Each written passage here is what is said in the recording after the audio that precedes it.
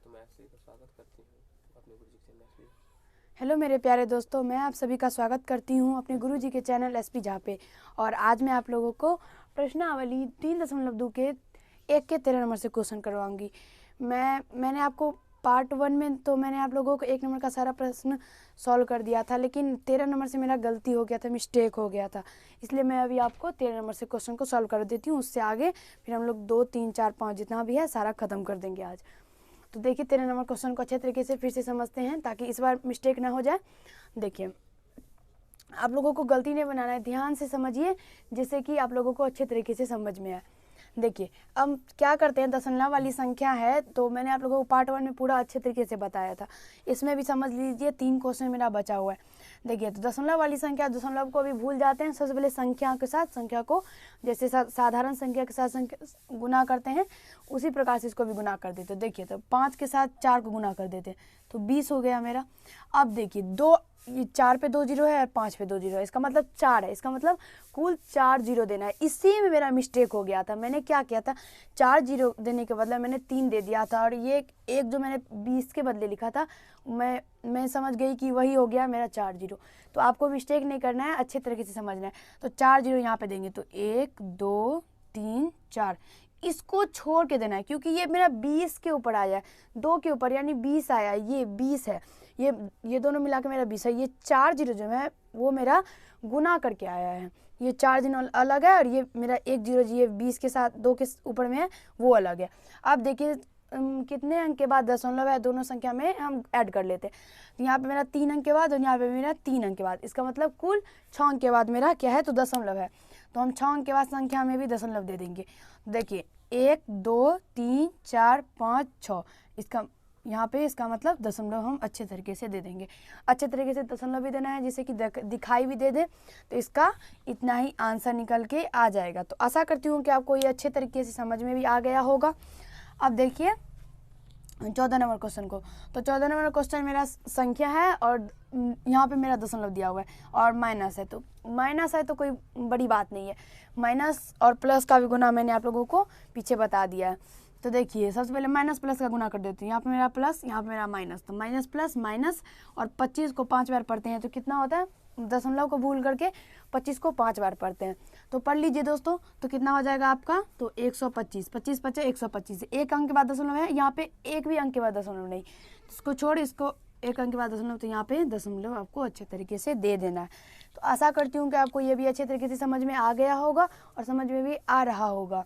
अब देखिए ये लास्ट क्वेश्चन, मेरा एक का लास्ट क्वेश्चन यही है। तो देखिए यहाँ पे मेरा क्या है, तो दशमलव है और माइनस दोनों है, दोनों संख्या सेम है और दोनों में दशमलव सेम जगह है, अंक भी है सेम जगह दशमलव, और संख्या भी और माइनस भी दोनों में। सबसे पहले हम माइनस प्लस का गुना कर देते हैं। तो देखिए यहाँ पे माइनस, यहाँ पे माइनस, इसका मतलब प्लस हो गया।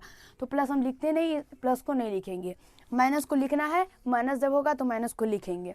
अब देखिए संख्या का 25 और यहाँ पे भी संख्या मेरा 25, 25 को 25 के साथ गुना कीजिए तो 625।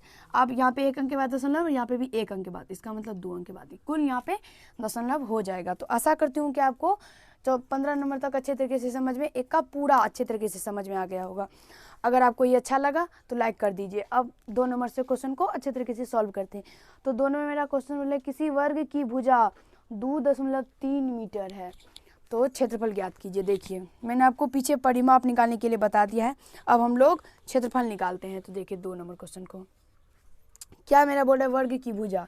देखिए वर्ग की भुजा, तो वर्ग की भुजा मेरा कितना दिया हुआ है, 2.3 मीटर, इतना मेरा क्या दिया हुआ है, वर्ग की भुजा। तो क्षेत्रफल ज्ञात कीजिए। अब हम लोग क्षेत्रफल ज्ञात करेंगे। तो देखिए क्षेत्रफल किस प्रकार से ज्ञात करेंगे, तो वर्ग का क्षेत्रफल निकालते हैं हम लोग, ठीक है। तो वर्ग का क्षेत्रफल, तो वर्ग का क्षेत्रफल क्या होता है, भुजा स्क्वायर, ए स्क्वायर यानी भुजा स्क्वायर। वर्ग का क्षेत्रफल मेरा कितना क्या होता है, भुजा स्क्वायर। देखिए भुजा स्क्वायर या तो फिर ए स्क्वायर, ये दोनों हो सकता है, ए स्क्वायर या तो भुजा स्क्वायर, या भुजा स्क्वायर या ए स्क्वायर। देखो भुजा को ही इंग्लिश में हम लोग ए बोल देते हैं, शॉर्ट करके ए बोल देते हैं, तो वही हो गया ए स्क्वायर या भुजा स्क्वायर, कुछ भी हो सकता है। तो देखिए स्क्वायर का मतलब क्या होता है, 2 बार, जितना पावर रहे, अगर 1000 पावर है किसी भी संख्या पे, अगर 1000 पावर रहे तो मेरा क्या हुआ, वो संख्या क्या है 1000 बार है। 2 पावर है तो 2 बार है, 4 पावर है तो 4 बार है। देखिए भुजा स्क्वायर, भुजा मेरा कितना है, इतना है, तो देखिए इसका स्क्वायर हो जाएगा तो 2.3 मीटर स्क्वायर। मीटर का भी स्क्वायर होगा, मीटर का भी स्क्वायर होगा, मीटर को मत छोड़ दीजिएगा, मीटर का भी स्क्वायर होगा। अब देखिए, अब मेरा ये 2.3 मीटर स्क्वायर हो गया। अब देखिए 23, संख्या को दशमलव को भूल जाते, संख्या का स्क्वायर कर देते, तो 23 का स्क्वायर आप लोगों को याद होगा, 23 का स्क्वायर मेरा होता है कितना, 529। ठीक है, अब देखिए 23 अगर 2 बार है, इसका मतलब दशमलव भी मेरा 2 बार है, दशमलव भी मेरा कितना क्या है, 2 बार है, और ये मीटर भी है मेरा कितना, तो 2 बार है, इसका मतलब मीटर स्क्वायर हो गया। और देखिए तो अब अब यहाँ पे देख लीजिए आप लोग, ये मेरा हो गया। अब हम क्या करते हैं, आप लोगों को विस्तार से बताते हैं यहाँ पे। तो देखिए 2 पॉइंट स्क्वायर है, इसका मतलब 2 बार है, तो 2.3 गुना 2.3 मीटर, और यहाँ पे भी मीटर 2.3 है, यहाँ पे भी 2.3, इतना मेरा है। तो देखिए एक अंक यहाँ पे, एक अंक यहाँ पे, तो 2 अंक के बाद दशमलव देना है, तो यहाँ पे 2 अंक के बाद दशमलव दे देंगे। अगर आप लोग अभी 7 में पढ़ते हैं तो इतना कुछ नहीं कीजिए। देखिए पावर है, अगर दशमलव पे भी पावर है, इसका मतलब 2 अंक के बाद दशमलव कुल हो जाएगा। इस प्रकार से भी समझ सकते हैं, अगर समझ में नहीं आ रहा है तो इस प्रकार से भी आप लोग समझ सकते हैं। आशा करती हूँ कि आपको अच्छे तरीके से समझ में आ रहा होगा। और एक चीज़ देखिए, दशमलव हो गया, संख्या भी हो गया, यहाँ पे मीटर, इसका मतलब मीटर स्क्वायर भी होगा, मीटर पे भी पावर 2 है, मीटर स्क्वायर, मीटर गुना मीटर, मीटर स्क्वायर हो जाएगा। आशा करती हूँ कि आपको 2 नंबर अच्छे तरीके से समझ में आ गया होगा। अब देखिए 3 नंबर क्वेश्चन को अच्छे तरीके से हम लोग सॉल्व करते हैं।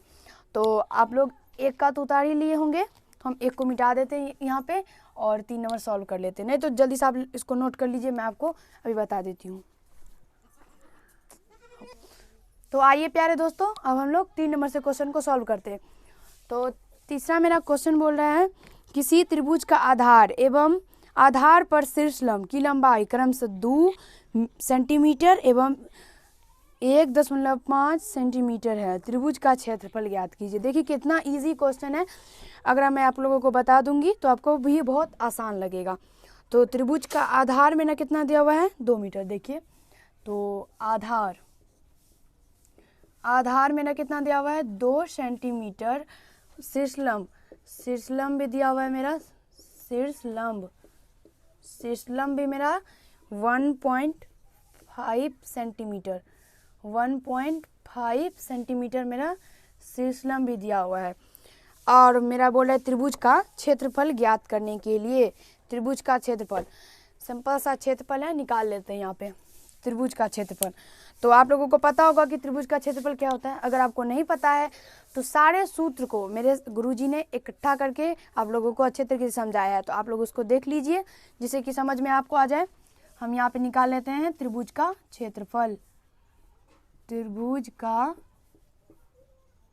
क्षेत्रफल, देखिए त्रिभुज का क्षेत्रफल मेरा कितना होता है, 1/2 गुना आधार गुना शीर्षलंब या ऊंचाई, शीर्षलंब या ऊंचाई कुछ भी आप लोग बोल सकते हैं, शीर्षलंब या ऊंचाई।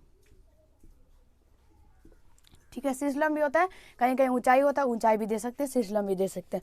यही मेरा त्रिभुज का क्षेत्रफल होता है। अगर आप लोगों को दिमाग में ये भी होगा कि ये तो समकोण त्रिभुज का क्षेत्रफल होता है, तो वो उसका भी क्षेत्रफल होता है, समकोण त्रिभुज का भी होता है और ये त्रिभुज का भी होता है, दोनों का एक ही सूत्र होता है, यही सूत्र होता है। अब हम इस पे अपना जो कुछ भी दिया हुआ है मेरा क्वेश्चन में सबको इस यहाँ पे बिठा देते हैं। तो 1/2 गुना आधार मेरा कितना है, देखिए 2 सेंटीमीटर गुना शीर्षलंब मेरा कितना है, तो 1.5 सेंटीमीटर। ठीक है, अब हम यहाँ से इसको कट कर देते, 2 से 2 कट गया मेरा, और मेरा निकल के कितना आ गया, 1.5 सेंटीमीटर स्क्वायर। देखिए ये सेंटीमीटर संख्या के साथ गुना है, लेकिन सेंटीमीटर के साथ गुना नहीं है क्या, सेंटीमीटर के साथ भी गुना है, यहाँ पे भी सेंटीमीटर, यहाँ पे भी सेंटीमीटर, इन दोनों को गुना करेंगे, सेंटीमीटर पावर 2, यानी 2 बार सेंटीमीटर स्क्वायर आ जाएगा मेरा। तो आशा करती हूँ कि आपको अच्छे तरीके से समझ में आ गया होगा। तो अभी हम लोग 4 नंबर यहाँ पे सॉल्व करते हैं। देखिए तो 4 नंबर मेरा क्वेश्चन बोल रहा है कि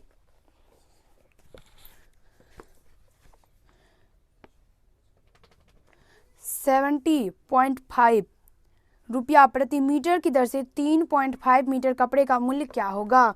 कितना आसान क्वेश्चन है, अभी मैं आपको बता देती हूँ। यहाँ पे बोल रहा है मेरा कि 1 मीटर कपड़े का मूल्य मेरा दिया हुआ है 70.5 रुपया, और यहाँ बोल रहा है कि 3.5 मीटर कपड़े का मूल्य क्या होगा। तो देखिए, चूँकि यहाँ पे निकालते हैं एक नियम से, चूँकि 1 मीटर कपड़े का मूल्य, चूँकि 1 मीटर कपड़े का मूल्य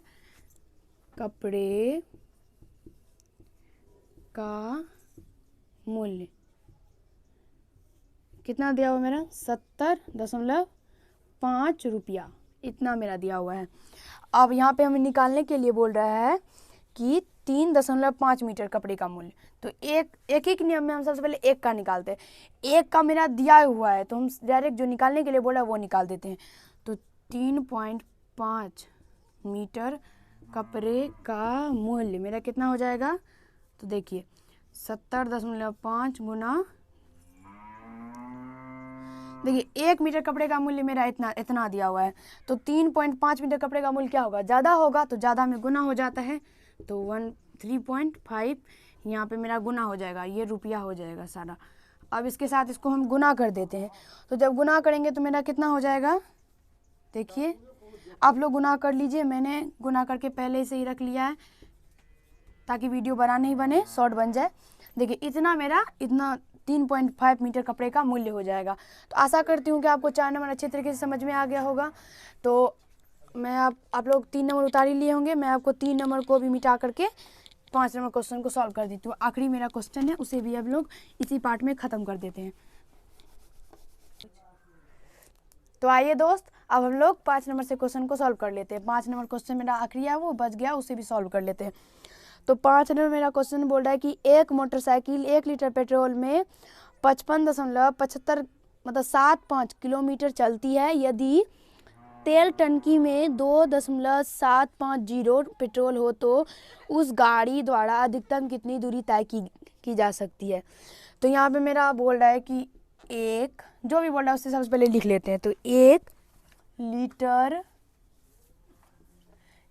लीटर पेट्रोल, 1 लीटर पेट्रोल में 55.75 किलोमीटर की दूरी तय करती है, की दूरी तय करता है। देखिए 1 लीटर पेट्रोल में मेरा इतना दूरी तय करता है। तो यहाँ पे मेरा क्वेश्चन बोल रहा है कि 2.750 इतना लीटर पेट्रोल में वह कितनी दूरी तय करेगा। तो देखिए 1 लीटर में मेरा इतना दूरी तय करता है। तो 2.750 में कितना लीटर दूरी तय करेगा, तो ज़्यादा में मेरा गुना हो जाएगा। तो 2.750 किलोमीटर दूरी तय करेगा। ठीक है, इतना मेरा है। अब हम इसको गुना कर लेते हैं। तो गुना आप लोग कर लीजिए, मैंने करके रखा है। देखिए बड़ा गुना है इसका, आप लोगों को कर लेना है गुना और अच्छे तरीके से इसका आंसर दे देना है। तो आशा करती हूँ कि आपको 5 नंबर तक अच्छे तरीके से समझ में आ गया होगा। अगर आपको अच्छा लगा तो एक लाइक कर दीजिए, और कैसा लगा ये कमेंट में ज़रूर लिखिए। अगर आपको समझ में नहीं आया तो ज़रूर आप कमेंट कर दीजिए, और अगर आपको ये मेरा पढ़ाई अच्छा लग रहा है तो चैनल को सब्सक्राइब भी कर लीजिए, और अपने दोस्तों के पास शेयर भी कर दीजिए। और हम लोगों का वीडियो, सारे स्टूडेंट का वीडियो ब्लॉग चैनल पे भी अपलोड है, एसपी झा ब्लॉग चैनल के नाम से है। तो वहाँ पे आप लोग देख सकते हैं कि हम लोग कैसे पढ़ते हैं और मेरे सर कैसे पढ़ाते हैं। तो और आप लोग वैसे देखते भी होंगे। तो धन्यवाद, आज का वीडियो इतना ही रहेगा। अगले पार्ट में हम लोग 3.3 को अच्छे तरीके से समझेंगे। धन्यवाद।